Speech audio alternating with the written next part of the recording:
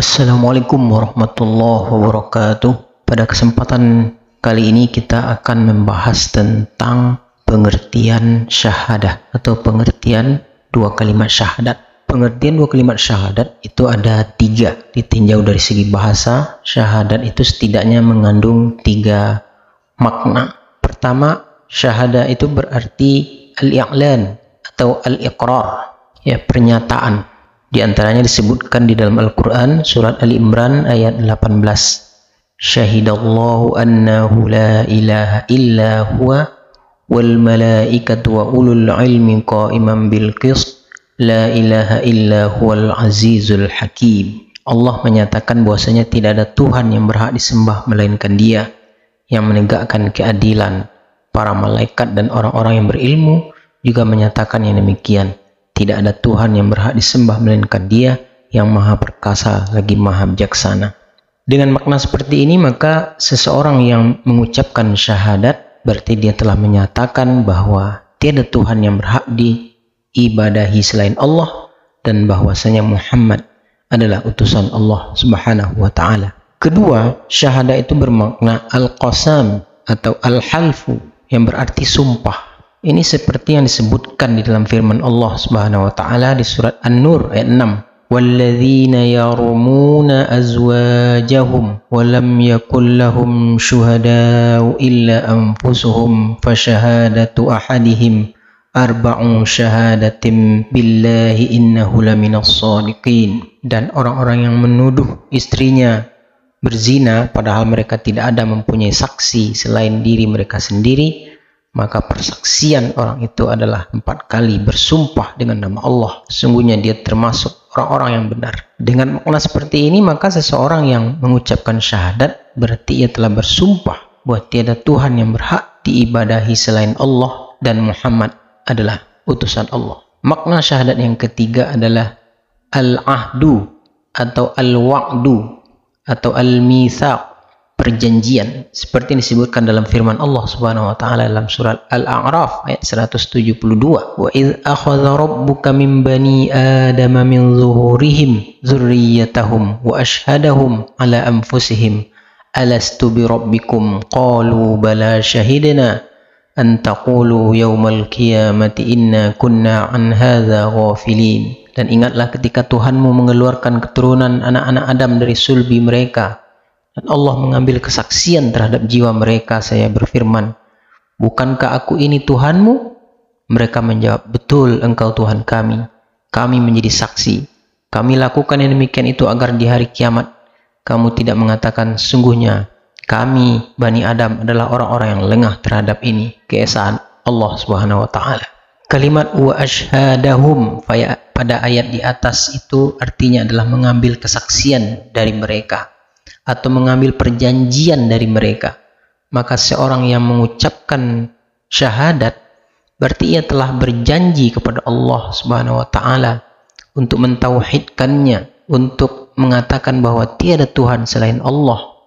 Demikian juga dia berjanji untuk mengakui dan mengikuti Nabi Muhammad sebagai utusan Allah Subhanahu wa taala. Jadi syahadah makna adalah pernyataan, sumpah dan janji keimanan kepada Allah Subhanahu wa taala.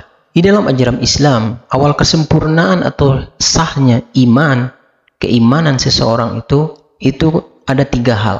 Pertama, iqrarum bil lisan, berikrar dengan lisannya, kemudian diikuti dengan tasdiqum bil qalbi, dibenarkan dengan hatinya, dan amalum bil arkan, diamalkan dengan anggota tubuhnya. Nah, berkenan dengan hal ini Hasan Al-Basri pernah berkata, sesungguhnya iman bukanlah angan-angan atau pengakuan semata, namun iman adalah keyakinan yang tertancap dalam hati dan dibuktikan dengan amalan-amalan. Jadi setiap muslim harus memiliki kesadaran bahwa syahadat yang senantiasa mereka baca berulang-ulang dalam zikir salat, dalam tasyahud, hakikatnya adalah sebuah pernyataan, sebuah sumpah dan sebuah janji keimanan kepada Allah Subhanahu wa taala. Maka sesuai dengan sabda Rasulullah SAW, setelah menyatakan diri beriman kepada Allah Subhanahu wa taala, hendaklah setiap kita menindaklanjutinya dengan istiqomah. Dari Abu Amir, ada juga yang mengatakan Abu Amroh,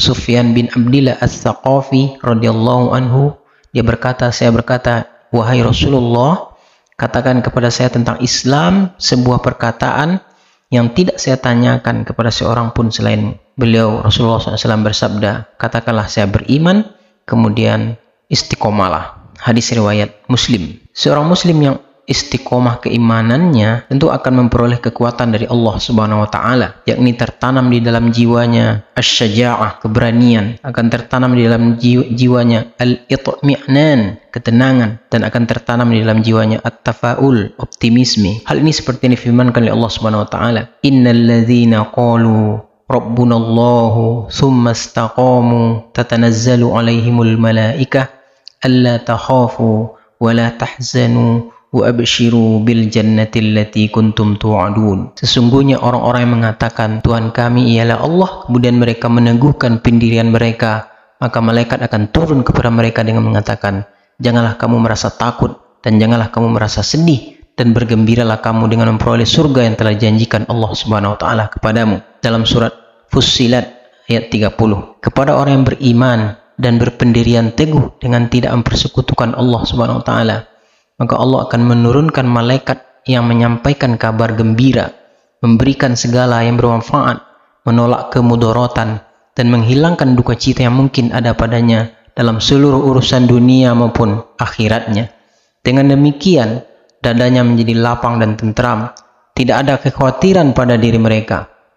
Waqi' dan Ibnu Zaid berpendapat bahwa para malaikat memberikan berita gembira kepada orang-orang yang beriman, yaitu pada 3 keadaan, yaitu ketika dia mati, ketika di dalam kubur, dan ketika di waktu kebangkitannya. Kepada orang-orang yang beriman itu, para malaikat mengatakan bahwa mereka tidak usah khawatir menghadapi hari kebangkitan dan hari perhitungan nanti.